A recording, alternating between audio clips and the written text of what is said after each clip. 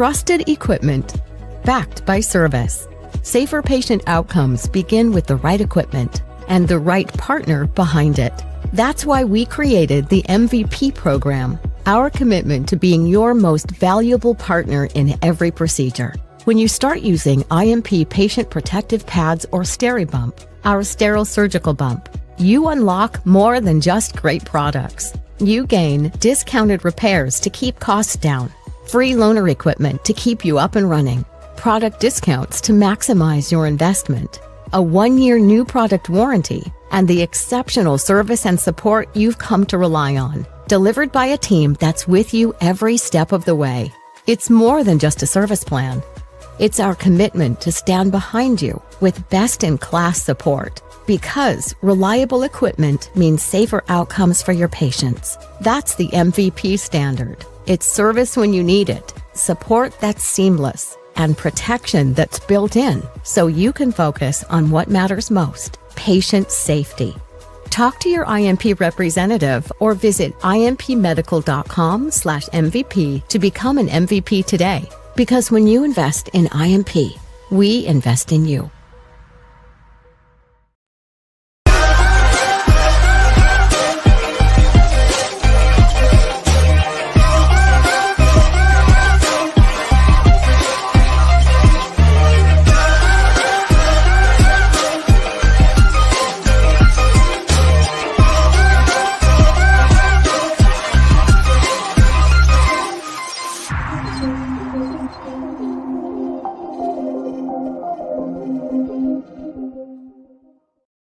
Family, it's 8 o'clock. Y'all know what that means. It's time to talk. Big shout out to IMP. I know y'all saw that commercial. If you're not an MVP, what are you waiting for? Give your IMP rep a call today and make sure that you take advantage of all of those great benefits. The MVP program definitely is the way to go if you're looking for added value to a program that you already have in your system. If you're already using IMP, why not go the extra step and get the MVP program? Reach out to IMP and find out how they can help you in your departments right now. Hey, Sharon, how are you? Thank you for being here. A couple of big announcements I want to make. Hi, Tandria. November 8th, the Massachusetts chapter is coming back with its fall event. The Massachusetts chapter is having its fall event November 8th. If you're looking to participate, be a vendor, definitely reach out to me and let's make that happen. And drum roll, Time to Talk has officially now launched the Time to Talk extravaganza. First annual event will be taking place July 23rd through the 26th in Philadelphia. More details. I appreciate everybody who's been behind the scenes making this actually happen. All of the speakers have been confirmed, and the location has been now confirmed. And we are going to go back to the essence of what we're doing. We're going to be talking to everybody in all of the peri-op space. That means techs, nurses, doctors, vendors, everybody who has a hand in that patient safety will be represented at this event. Also launching 3 awards that we'll be giving out at this event. It's the Legacy Award that will go towards somebody in sterile processing. It's actually the Educators Award goes to somebody in the peri-op space. And we're also giving out the Service Award, again, to those people that represent for that patient every single day. These awards would be an annual thing, sponsored by some big names that I'll be announcing later. The website will be dropping here very soon. And you can definitely get your registration and everything there. Jill, I see you here. Jill, I see you. And I'm going to go ahead and spoil it. Jill is speaking with us from the Apex side. Jill will be in the building. For people that know her, have seen her on that stage, she will be one of those special guests for this first annual event. It's going to be monumental. I'm excited. My team is excited. And Time to Talk, just finding other ways to give back to the community. I see Kate, Jill, Tandria, everybody here. Welcome, welcome, welcome. Today, I have a show for you today. It's called Talk Dirty to Me. What does those contaminated instruments actually saying? What are they actually saying when you get contaminated instruments back to the department or even in trades. What does that really say? What does it mean? This season, we've covered everything about processes. We've covered education. We've talked about staffing. We've talked about even water quality. So we've talked about all of those things, right? So then now we're saying, if I still get a contaminated instrument, what does that mean for sterile processing and even the OR? What does that mean? So I reached out to a good friend of mine. Matter of fact, everybody's mad because that's just my bestie. She is here to talk about that process and what that means for the industry when you're getting those contaminated instruments. So family, without further ado, can I give a warm welcome to my bestie, Miss Vanessa Frank.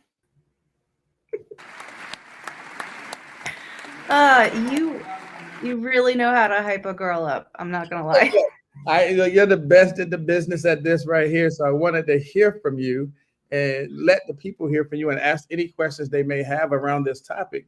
But I know you as my bestie. But for those people who don't know who you are, can you introduce yourself, please? I will do my best. It's hard to follow up after that welcome.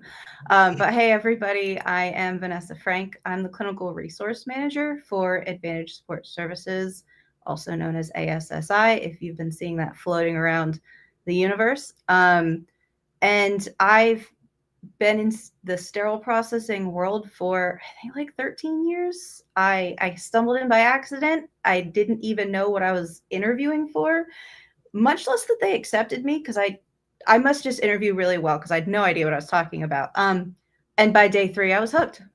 And then here I am, and this is my life, and I'm stoked to be here. I also appreciate, Kenneth, that you are throwing me a belated birthday party next year. There we are. It starts the day after my birthday, so it's all about me. Thank you. So look, the part I left out for people, and I just want y'all to know, on that third day, it is a red carpet, black tie event going down. So you get to actually walk the red carpet. There's cameras, there's photographers, there's interviews happening. It's going to be like the grandest of events, and just make sure you know you got to get yourself together. So we definitely going to look forward to doing that. Hey, Angela, so your birthday party, the event, is all going down together. Hey, Arlene, how are you? Arlene said hello. Hey, girl. That's just for you. That's all y'all know. So let's talk dirty to me. If you're getting these contaminated instruments, right? And first of all, what does it mean to you? What does that mean if you see contaminated instruments on a regular basis?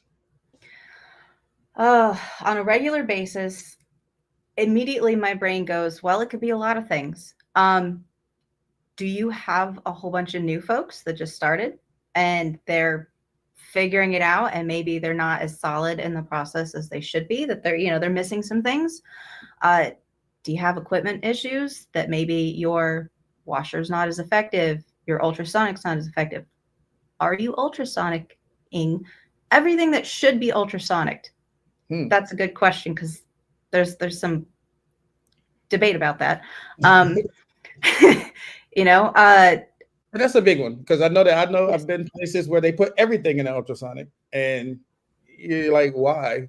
But again, if you don't know the correct process, you're doing what people have shown you. So I get where you're saying, like, are we doing the right processes there? Yes. Yep. So go ahead. I'm here. I got you. Hey, Miss Green Golden, how are you? My goodness, I got all the everybody famous here. Folks are tuning in. No pressure. So let me put it more specific. When instruments come back to decontamination with visible soil, what story do you think these instruments? What story do you think those instruments are telling us about the point of use cleaning? Let's start there. Let's start with point of use. Okay, that's a good starting point. Again, my brain immediately thinks of more than just one answer. One is, was there an issue in the OR? I know that routine kind of wiping and flushing happens during a procedure, but was there something? Yes. Benefit of the doubt for our colleagues, just, playing nice in the sandbox. So did something happen at the end of that surgery that just kicked the anthill? unless we get a phone call, we really don't know. Did you have new folks in the OR, or maybe somebody who came from somewhere else and this is the way that they've always done it? Right. An educational opportunity. Maybe just have somebody who doesn't think it's that important. And even if you talk to them, they kind of blow you off. There's, like I said, there's education, there's attitude, there's potential emergency. Regardless, if you are consistently getting things from your OR that there's just bioburden all over the place, you need to keep having that conversation, even though you're repeating yourself. And I'm not one who likes to repeat myself. Ask my children. But you got to do it because it's important. It risks the next patient. So you got a couple of things going on here. I want to get to all of it. Jill says, yes, the point of use, I said this everywhere. So, okay, point of view starts in the OR. It's a metric commonly tied to SPD, but it's truly a KPI for the OR to measure success. That was that one. Sharon Green goes and say, yes, that's it. No benefit of the doubt. They don't do it. We need accountability, period. It's a standard. Yeah, we can't give them the benefit of the doubt. If you see, and I know that there are places that actually track that, is the point of use cleaning being done so that those metrics can be brought back to the OR, and hopefully some better processing, as you said, education and stuff does take place. Arlene said that doesn't happen in the OR. What are you talking about? So Angela was saying that you were right about the ultrasonic. Is it even being ran on the correct parameters in the ultrasonic? Mm-hmm. So just sticking it in an ultrasonic isn't a fix. It's not doing anything if you don't have it on the right things anyway. So all of those things come back to, if we're getting that stuff down back to the decon, and there's still all the gross contaminants and stuff on it, is the point of use being done? We can safely assume no, right? And to your point, is that just an educational piece that we need to try to get involved, get everybody involved? Do we bring in the infection control people? Do we bring in just the OR? How do we play nice in the sandbox, as you say, when they are clearly not doing what they're supposed to be doing? I mean, yeah, if they're not listening to us, we absolutely bring in reinforcements. So yes, your IP, if it's your surge techs who are not listening, well, then go talk to their manager. Don't be cranky about it, but it needs to be, bring in your risk, bring in your quality, bring in whoever can help reinforce the importance of this. Maintain professionalism. People don't like being corrected as adults, but there are ways you can have a civil conversation. Bring data. I mean, we've got it out there, so show the proof of how their actions impact the whole instrument cycle, potentially their next case, and the next patients. A lot of times, Drea said they actually track point of use there, and to the point of the time the talk's talking about, how do you play nice? So, well, if you're presenting this data in a format that says you wanted this tray quickly turned over, but I now have to do extra processing because it wasn't properly point of use. People don't see those pieces or tie those pieces together about the decon process. So playing nice, and you said present the data, present the KPIs, all these things. So people don't like being told they're not doing the right thing. So what do you do in that situation? Because you know how that goes. If we're trying to improve that relationship, how do we play nice in the sandbox? I mean, I feel like it's almost a cliche, but to be that more mature, bring donuts. I mean, it's not a terrible idea. Snacks work. Food works. Yes, snacks, peace offering. But don't turn it into a shouting match or a fist fight in the parking lot after hours. That's not going to help anybody. Right.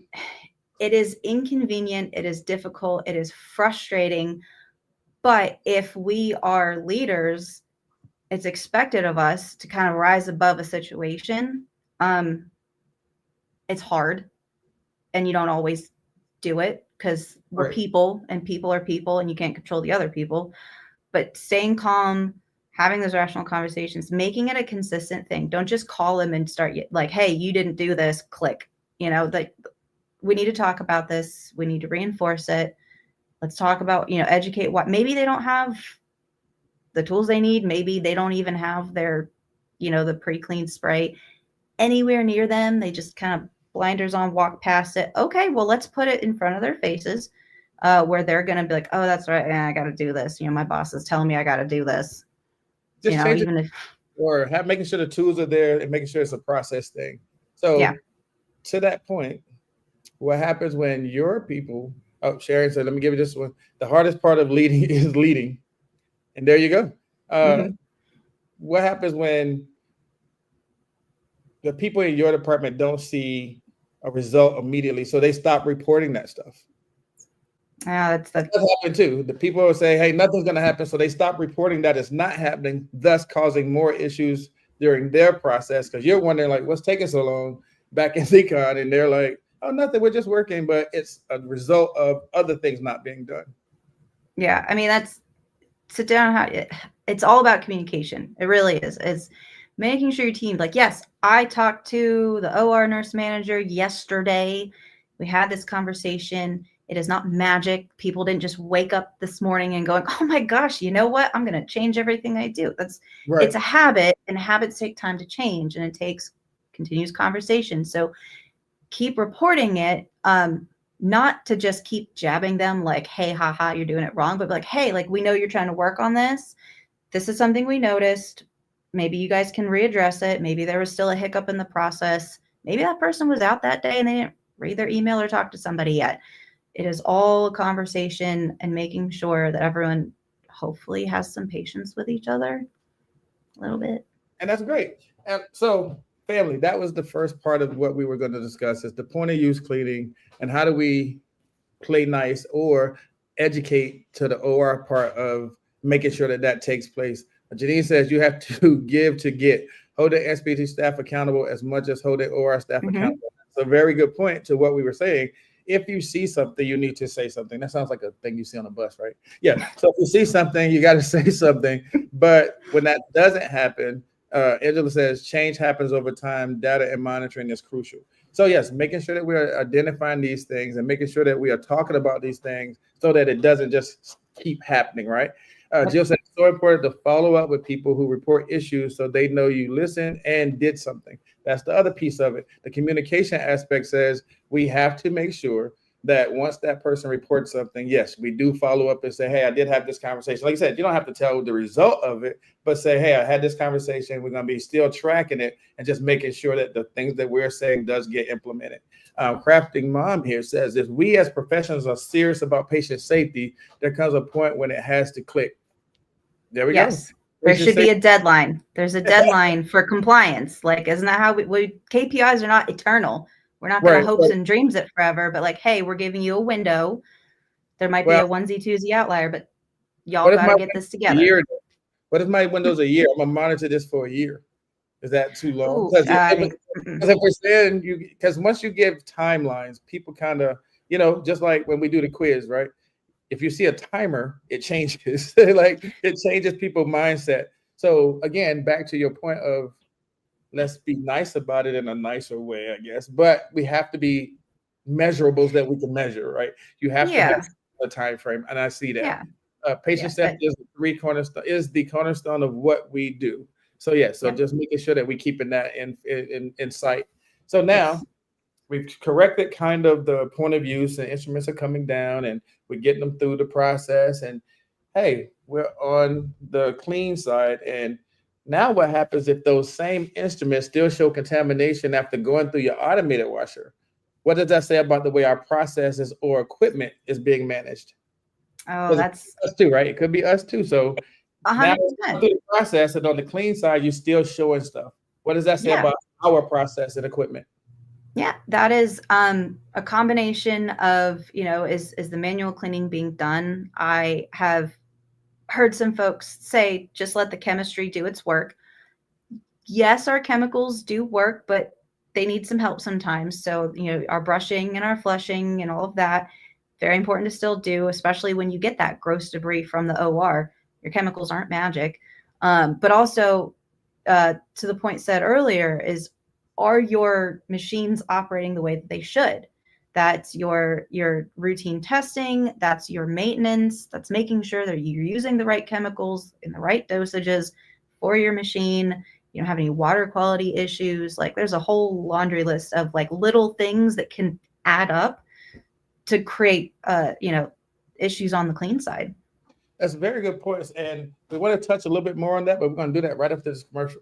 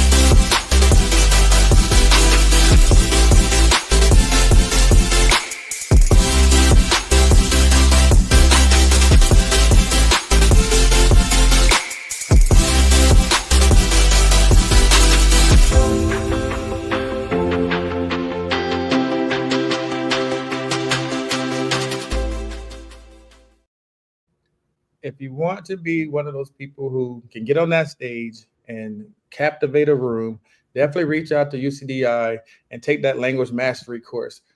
It will change the way you approach this business, and the speaking is absolutely marvelous. Reach out to UCDI. But that's right before that commercial, we were talking about our processes and our equipment. You said some key things there where you said maintenance, making sure the right chemicals and dosages. Everybody doesn't monitor that stuff. Everybody's not maintaining their equipment the proper ways. Again, that's back to education and training. Where do we step in to say these things are being done? Is that just not something that happens in regular every day? Or is it just a slip in the crack where, hey, it just goes off the radar? I just want to make sure we're touching on that. But Angela said, and here we are. It always circles back to training and education. Absolutely. Absolutely. Yep. I mean, agreeing, Angela, I'm an educator at heart. But that's my first thought is like, did we talk about this? Did we cover this? Are we reinforcing?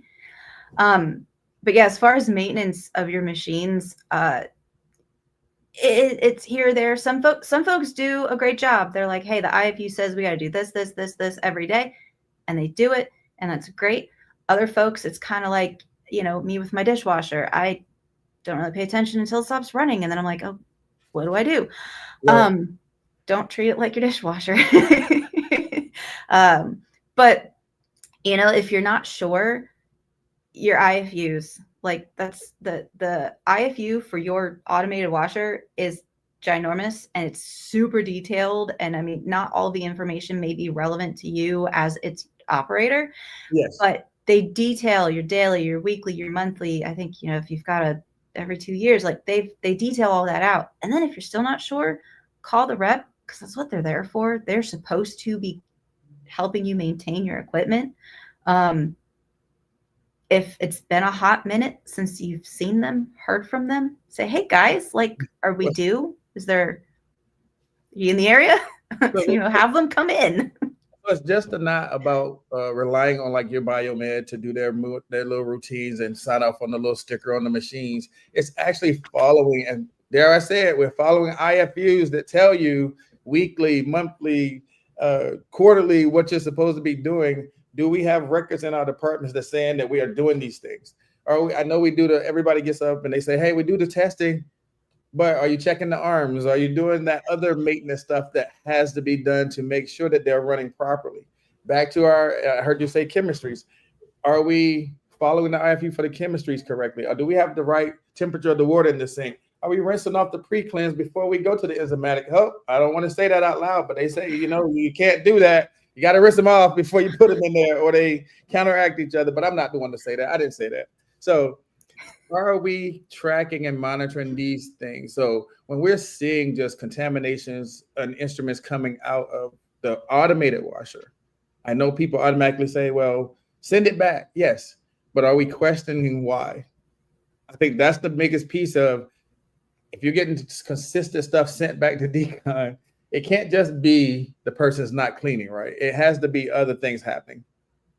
Yeah. Yeah. I mean, and it depends too, like what it is, where's your bioburden. If you've got those take apart lap instruments and like the lumens are always kind of cruddy, Yes. they need to be brushed, you know. So if the inside is, there's nothing's happening inside. And we've all heard borescopes, they're a beautiful tool and you can see all the grossness. But if it's just kind of on the surface, you got to check your baskets because the baskets count. You have to clean those too. Sometimes you get like, not to be gross, but we're all family here. The fat globules and the chunks of stuff. It doesn't magic go away. You got to sometimes wipe it off. But yeah, just what is soiled, like where, can tell you a lot of whether it's maybe your person in decon is newer, or maybe they're by themselves and they're slammed and they need another set of hands, or your machine is, not working and one of your arms is stuck and it's not spinning because it's full of the little broken off pieces of your locks. So I know that you said stuff like the cleaning process. So is that the time to say, hey, are you using the correct brushes? Did you hook it up in a sonic for it to have stuff flowing through it? Did you do all those steps? Is those things that you look at in that moment as well? Because maybe somebody just says, I put a brush through it, but you're like, if the brush is too small, then you didn't really do anything. Yeah, I mean, you have kind of that, do you interrupt the flow, especially if it's the heavy period? But at the same time, if you don't address it right then and there, everything after that, you're going to be questioning. You got to second guess. If it doesn't get properly inspected in assembly and it moves on, then we have even bigger problems. So if something comes to the attention of assembly and they call, the lead, the educator, whoever, to be like, hey, like, I think there's something going on in decon. Can you check on Kenneth? I think he's by himself. He might be overwhelmed. He might have just kind of hodgepodge things just to push things through. Absolutely. Go in and be like, hey, I need like 2 minutes. Can we talk about this? Which brush did you use? Okay. You have to use the one that's a little bigger diameter. Hopefully it's not one of those things that's out of stock. We have supply issues sometimes. So, but yeah, absolutely. I would say have that conversation. Yeah, you got some really good engagement here. So I want to make sure I get it. Arlene says, say it louder. You got it right on head. Angela says it's the responsibility of SPD to follow the preventive maintenance schedules. While biomed and vendors may be doing the work, it's SPD job to make sure that it happens. And very true. I know that when biomed them coming in, they're just doing their routine checks, but that actual maintenance does need to be documented in something. Absolutely. And Janine comes in and says, records are so important. If there's no documentation, it didn't happen. We have to document throughout all our processes. And I think that is the point that we're trying to make, is that we can say we do all of these things, but then when we ask for the record and it's not there, did you do it? And you have to, we're trying to give them the benefit of the doubt for integrity. But if I don't have a record of it and I can't prove it, I can't prove it. Arlene says, how often are you seeing staff not cleaning borescopes at the places you visit? She's trying to get us. She's trying to get us into all this stuff.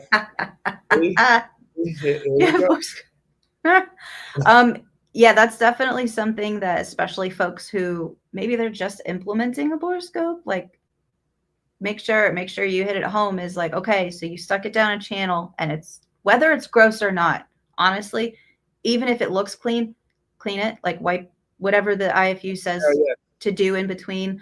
Because it's we're in the business of reducing risk. So do what you got to do to reduce the risk.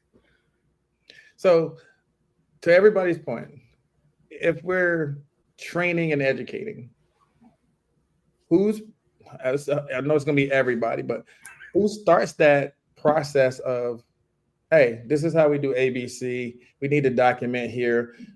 I was somewhere and they didn't have a documentation of leak test in the leak tester. And I was like, I do know this has to happen every single time you use it, you're supposed to document this. Oh, we do it, but there was no record of it. So again, if there's no record, did it happen? Back to your point of call everybody, the rep, the vendor, the manufacturer, call everybody, because if it's in the IFU and we need to be doing it, let's get them involved and show us the proper ways to do it, because that's the only way we're going to actually be doing it correctly and make sure that it's actually getting documented. We have to have a record of these in-services, this training, whatever this maintenance is that's being done. We have to make sure that we are following those schedules. So that's where I want to make sure that we're, again, let's go back, let's recap a little bit. Point of use, if we're seeing, a lot of gross stuff come down from the OR, we are having a nice conversation about point of use cleaning. We're playing nice with them and, hey, trying to re-educate, train, whatever the case may be. You can be firm, but be professional. Like, that's what I'm saying, is don't start yelling at each other in the hallway, because then that's when everybody starts. But yes, be firm. Like, this is unacceptable. We need to work towards making it better. Okay, so now we've corrected that. Now we have our cleaning process. We're getting it through the process. It goes out through the washer, do all the things. It comes out on the clean side. You still see contaminants. So now we have to go back and look at, was it the actual process or was it the actual equipment? So you have two different folds there that you have to try to educate and bring people up to speed on. It's got to be one of those two. So where do we start? And then you're looking at all of those processes to make sure it's the same thing, right? So now let me ask this other question. If you find dried blood or tissue at the final assembly, whether that suggests to you about the strength or weakness of the entire cleaning and inspection process. If we've gone through the whole process and now you're at that final quality check and you find dried blood or tissue stuck on instruments, because you can tell clearly that it didn't just come out the washer, it was there. What does that tell you about the overall process? If I pulled a tray off the shelf to check it and there's dried blood and tissue, I'm going to ask if it even hit my decon. Then that's a, okay, who put this tray here? Where did it come from? Did it get snuck in by somebody who doesn't work in sterile processing and just like, oh, it's fine. Or like over here, like, no. That's definitely where you start like trying to back trail that tray, where it came from, who had it last. I mean, if it did go through decon, yeah, you super have, like, you've got a process and your washers maybe didn't even turn on. Depending on how much there's no water. There's no water washer, don't worry about it. I mean, that's to Arlene. Arlene says, if you follow all the rules, you miss all the fun. That's why I said, Arlene, be firm and speak loud. Don't do that. Don't do that. We're going to have her an international incident. Okay. Inspection might not be happening in decon and in prep and pack. Interesting. So what do you think about that? If you're finding dried tissue and blood at the final QC, happening in all these other places. Yeah, that's definitely a very big concern, because everybody should be saying, oh, that's not acceptable, and kicking it. And it needs to be in decon. Whether it's in decon, it should be handled there. If it's in assembly and you see it and you're like, oh no, whole tray back, not just the one dirty instrument, folks, the whole tray. Wait. So you think if I find a dirty instrument, I can't just send that instrument through the window? How do you know that it's the only dirty instrument? I just want to ask the tough questions. I'm just saying. That's okay. That's that way though. I've seen people send that one instrument back. Yes, and it's one of those. It's like, okay, like, is the tray a turnover? But at the same time, again, we are in the business of reducing risk. Do we do the right thing or do we do the easy thing? Ooh, okay. Right thing or easy thing? Y'all, that's the theme for today. Is it right thing or easy thing? I want to get Simone's comment in. She says, definitely investigate. Was it put on the return cart in error or something else? Why was that tray in that space with the dry tissue and blood? We're going to have to do some investigation and get around that. And we're going to be right back with Vanessa right after this commercial. In a world overflowing with noise, are you truly being heard? Or better yet, are you truly listening? Kenneth Campbell, industry author and expert in sterilization, is back with his latest book, Learn to Listen, so others are willing to talk. This book isn't just about hearing words, It's about understanding, connecting, and building trust. Whether you're leading a team, navigating relationships, or simply striving for better conversations, these practical strategies will transform the way you communicate. Imagine a world where every conversation leads to deeper connections, resolved conflicts, and greater influence. It's possible when you learn to listen. Are you ready to elevate your communication and create meaningful relationships? Learn to listen so others are willing to talk. Available now.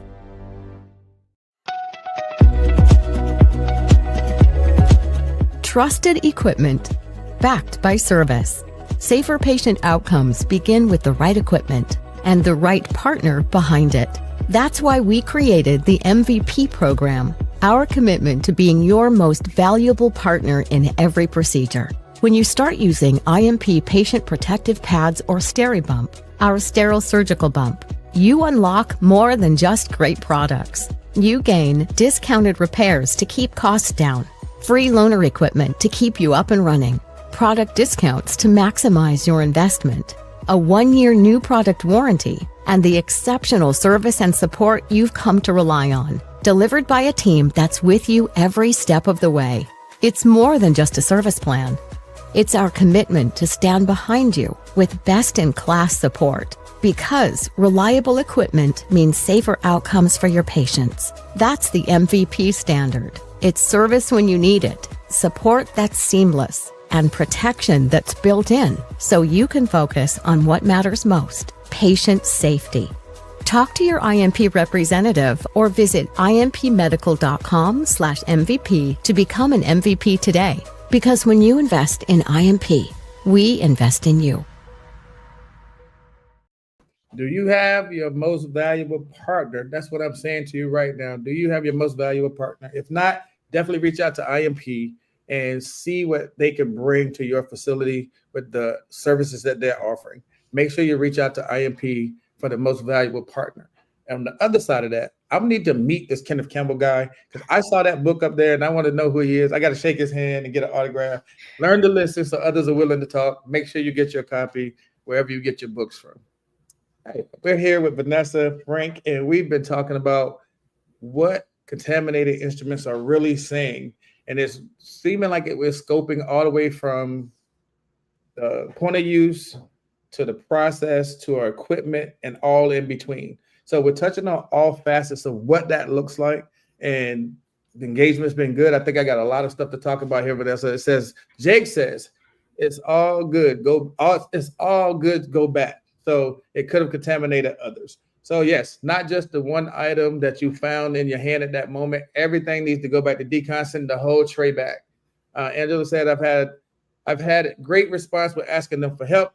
I need your help coming up with a way to eliminate this issue. What do you think will help? Again, engaging with your vendors, engaging with those partners to say, hey, this has been an issue. What can we do to make sure this doesn't happen? Simone, check your process when it comes to reps and vendors coming onto the floor. Trays was open in the room, was the patient in the room, trays dropped off from another part of the hospital campus. There's so many variables. Loaner trays should always go through decon process every time it's checked in.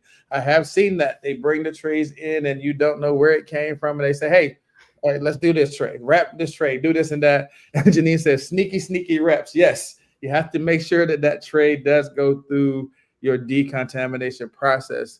Simone said, is everyone aware what the protocol is when a tray is open in the OR and the patient is in the room? Absolutely. Making sure that, again, to Vanessa's point of the training and education, that everybody's on the same page and we're all following the same rules, because we know not everybody plays by the same rules when it comes to that kind of stuff. And that leads me to this next thing that I want to ask about. And it says, when you notice contamination trends across different surgical specialties, so we're not just talking about one specific thing, like not just ortho, GY, everything. If you notice contamination trends across different surgical specialties, what bigger message does that send about the culture, training, or systems in sterile processing? That's a kind of loaded question, because if you've got contamination just everywhere, essentially, Yes, that is a process issue. That is education issue. If it's getting through to your clean side, that's also an equipment issue. Like that's where you make the all encompassing exhaustive list, and you're like, all right, guys, we've got to figure out what's happening. Not a finger pointing necessary, like, hey, so and so's in decon and they're not doing their job, but okay, we will re-educate you, but like you also need to understand we have this standard. You have to do these things. We have IFUs, we've got processes, we've got policies, we have expectations, and everybody involved in the instrument cycle needs to be aware of everything that they're supposed to be doing, from your OR colleagues to your SPS to your vendor reps, who, some of them are sneaky. I do agree. Some of them are sneaky. Some of them are cool.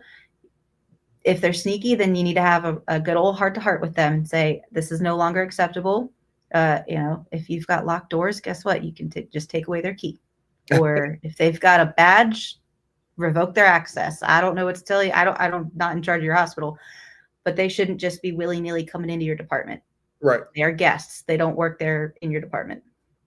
So I think one of the key things, and I saw a couple of things here. Arlene said, do the right thing when no one is looking. And that's always going to be that one thing that we hope that people are doing right. You want to hope that the training, the education, the time that you put in, getting these people to a certain point, that when you're not around, that stuff is still happening. You want to hope that that's how that goes. And again, so one of the key things I said in that last thing is culture. Yes. What is the culture?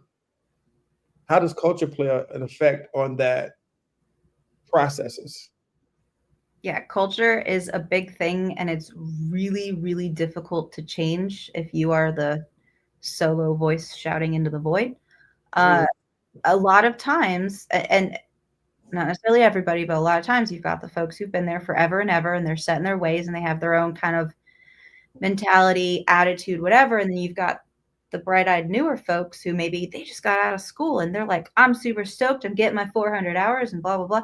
They come in, and then that excitement meets up against this is the way we've always done it mentality. And it's hard to overcome that. But that's where, again, throwing that in as leaders, it's part of the gig, is working to somebody said something about asking for help on how to solve things. That's actually a really great way to start trying to change your culture. Because if you've got the folks who've always done it this one certain way, and you're like, we have to change this process, maybe it's a legal thing, whatever, go to them and be like, hey, you've been doing this longer than I've been alive. How can we solve this? How can we come into compliance in a way that would really like get that buy-in to help with that culture? Because I got one. What about well, that's why I keep a brush on the clean side. That's why they invented bore scopes. But that's one of those cultural fixes that people can't live without their brushes on clean side. I had Jesse on here not too long ago, and he talked about spraying everything with alcohol, because that's just routinely how everything has been done. Is alcohol helping you clean anything? What is it? You know what I'm saying? So getting into all of those nuances of that's the process. How do we change that culture? And is training, education. There you go again, Angela. I said it. The training and education is all circling back. Simone says definitely following the steps, training, coaching, but also accountability, however that may look. Verbal warning, written warning, like you mentioned, take away access from folks, but also assessing, is this a staffing issue? Ooh, we haven't even touched on that one yet. The staffing issue, staff short or lack of planning your coverage can truly hinder the success of your department. And then that's part of that process and culture, right? If you don't even have enough staff to get through a normal shift, but they still want everything turned over, all the cases are still coming to decon, and now you have 8 carts in decon, and the person back there is like, hey, I got to get this stuff out, and they're just getting it through. Is that a problem? Can that be a potential why we're seeing some of the trends that we're seeing with the contaminations? Oh, 100%. like you said, you've got that short staff and you've got that one person maybe who's just barely holding on. They've been in decon for 6 hours without a bathroom or a water break, and they're starving to death because they didn't eat breakfast. Yeah, they're gonna start, like, they're gonna be exhausted. You start getting that brain fog. We all know decon is not a really great environment to be really active in. We all sweat to death and partially die a little in our PPE. So having enough people 100% can be something that helps with your bioburden rates. Sharon said brain fog is real. So when you're back there, it does happen. I saw another user say to the contamination trends and stuff, is it a trend with a certain person in decon? Are we tracking that kind of stuff? Does this only happen when Bob is in decon? Never when Robert's back there. It's sometime when Susie's back there. Are we tracking who's back there? Is that part of the bigger picture as well? So just making sure we're following those type of things too. So when we're tracing and tracking back, making sure that we're looking at, like you said, looking at everything from the right water temperature to chemistries to equipment to personnel, OR/SPD. Where do we draw the line and say this is a total issue that we have going on here? I want to make sure that we are all in that process together. You said something earlier, and we talked about it a little bit about the borescopes and things like that, but I want to talk about a different scope real quick. Not even different scope. Let's talk about biofilm. When biofilm is found, whether it be on a scope or another kind of complex instrument, what does that tell you about the manual cleaning steps that we're carrying out? Manual cleaning was probably not done to the level it should have been done.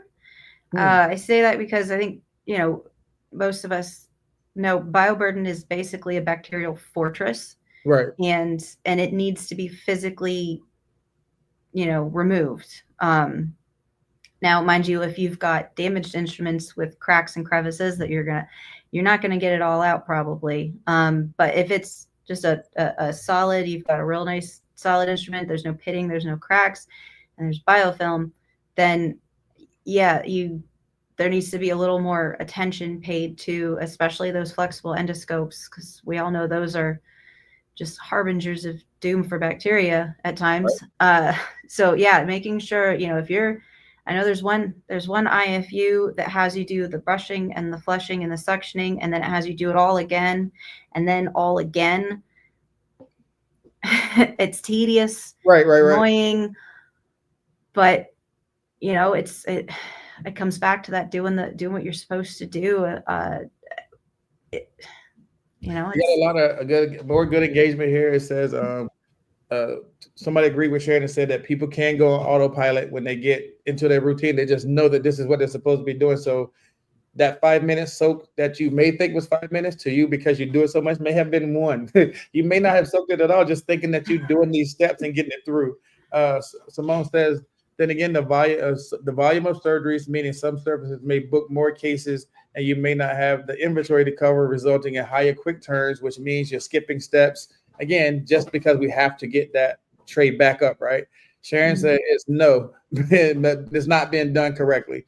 Again, all of these are things that we see, we try to mitigate, but if you're short-staffed and you're dealing with short-staffed, are you truly in decon watching the process? You're still trying to make sure that all of the case cards got into the OR. You're still trying to make sure that the rep brought the right trays in. So from a managerial standpoint, you're still trying to make sure your department runs. So you're not watching the person truly going through decon. You just know that, hey, there was 8 carts and now it's 1. It's like, what happened?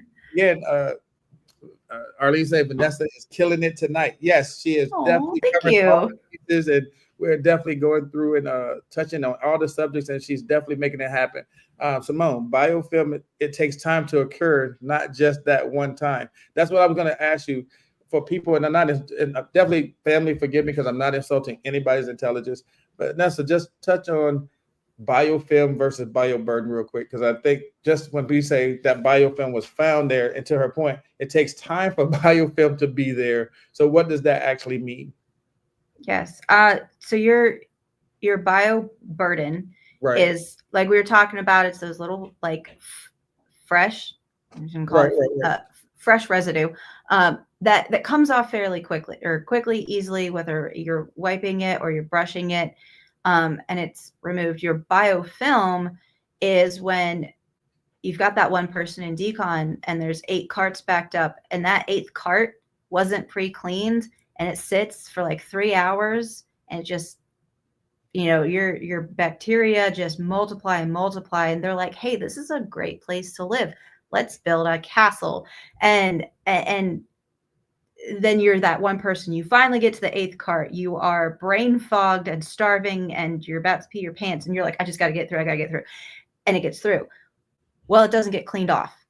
And then it goes through the washer, and maybe your washer, doesn't get it off because maybe your washer's funky. And then it goes through your autoclave, and guess what? Now it's cooked, and then it goes back to the OR, and it just piles on and piles on and piles on, leaving just a festering breeding ground waiting to infect one of these poor folks that we're trying to take care of.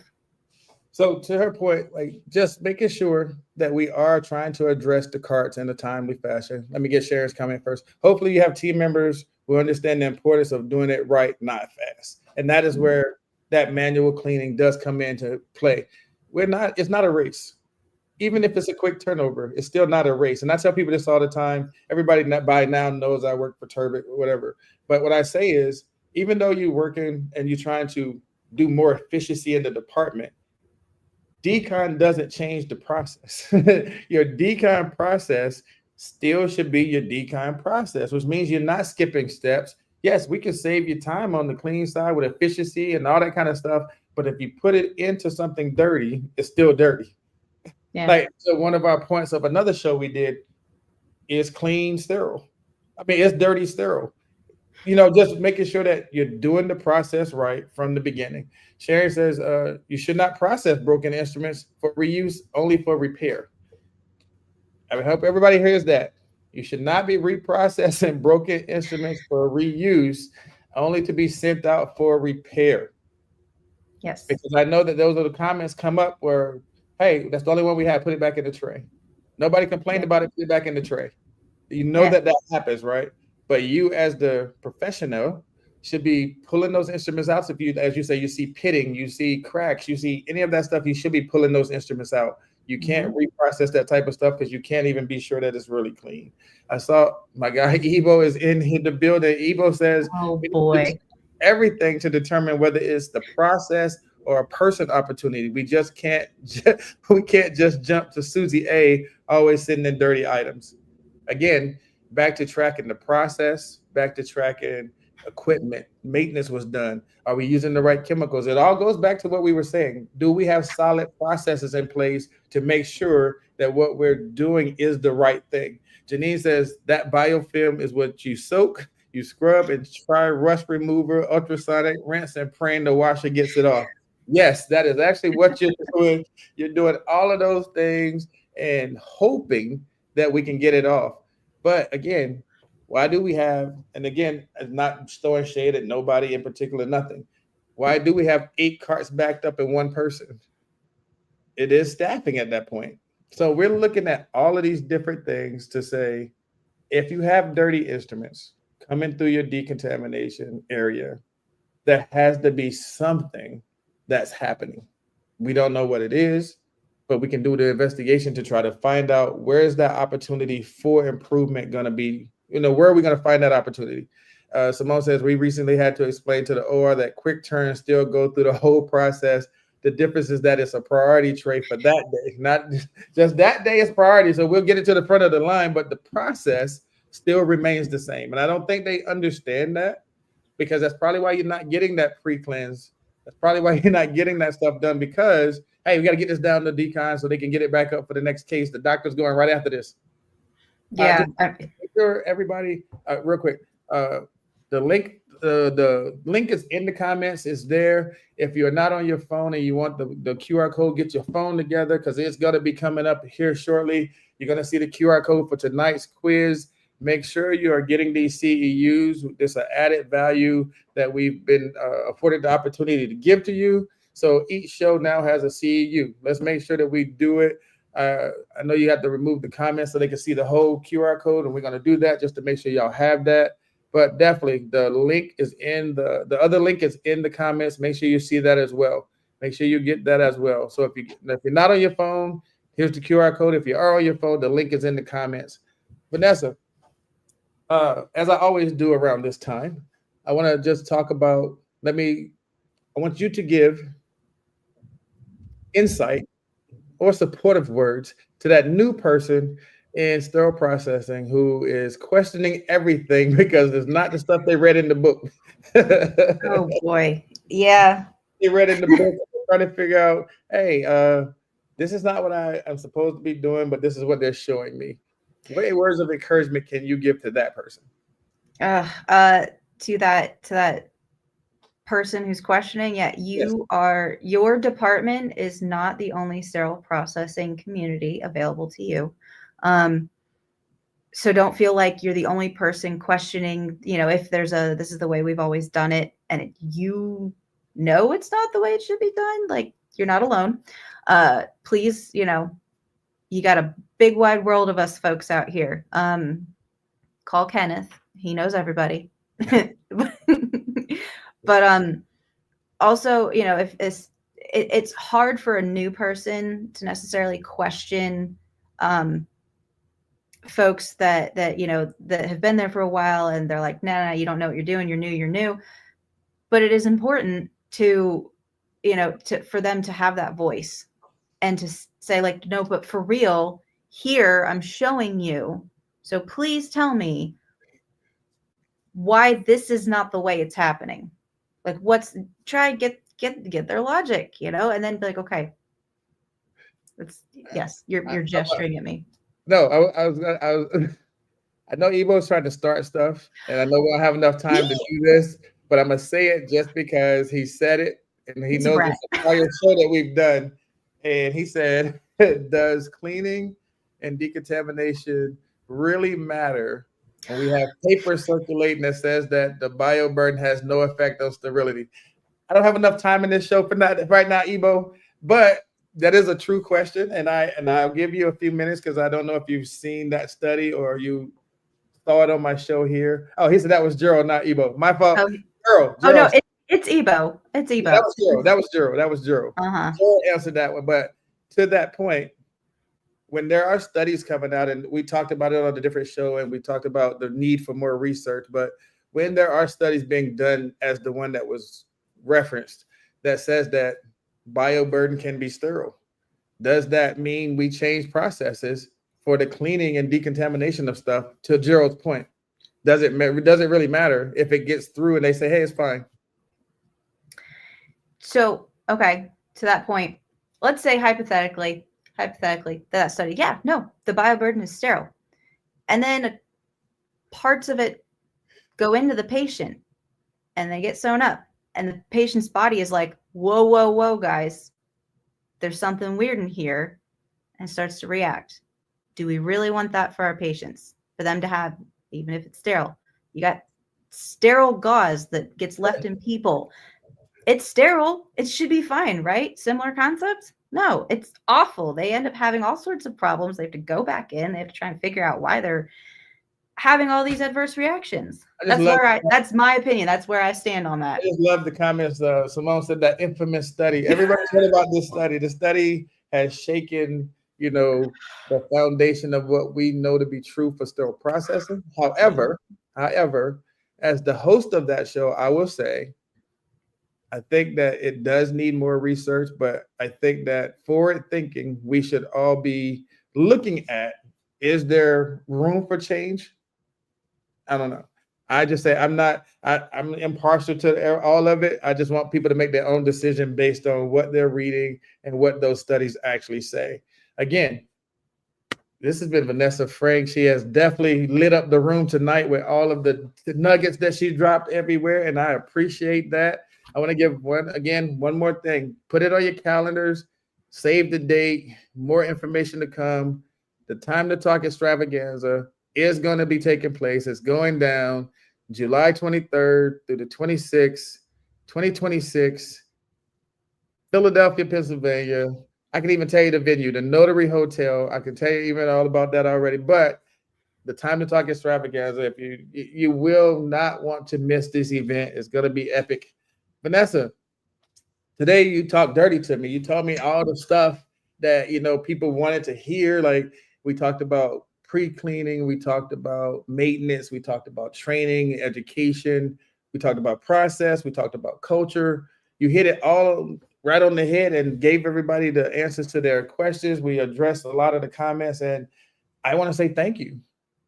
You have come through and you have shown love to the family. We should have had you on here sooner, but I am glad you're here now.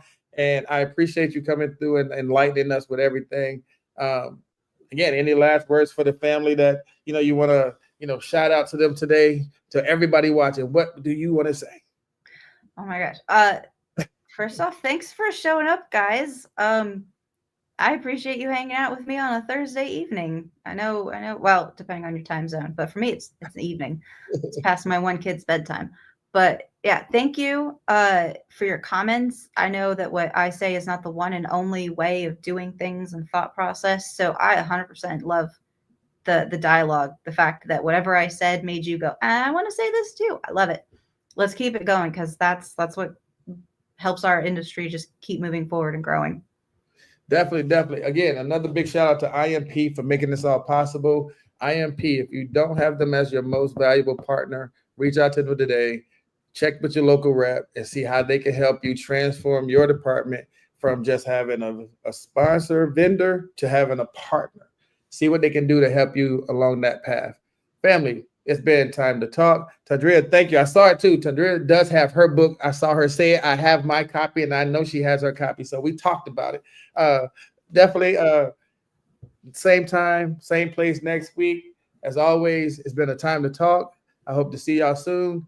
Thank y'all for showing up. Vanessa, thank you for being here. Family, we'll see y'all soon. Thank you.